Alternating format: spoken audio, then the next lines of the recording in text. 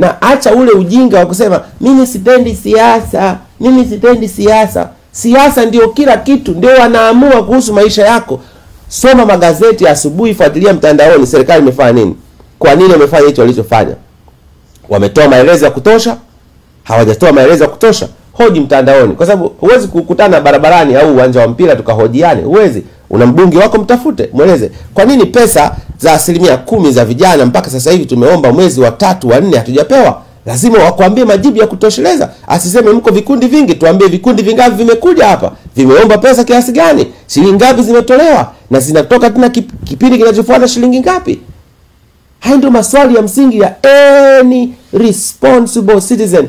Raia yote mwenye kuwajibika, a responsible citizen, lazima aulize maswali wakati wote.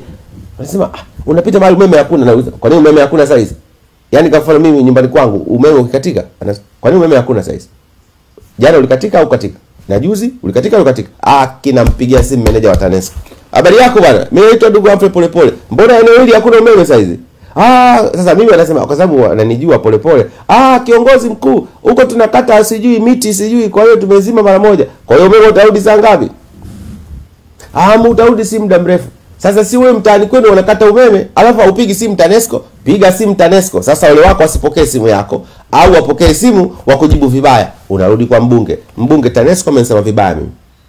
Na waulize habari ya umeme hapa, very serious. Kuna vitu kwenye friji vinaharibika.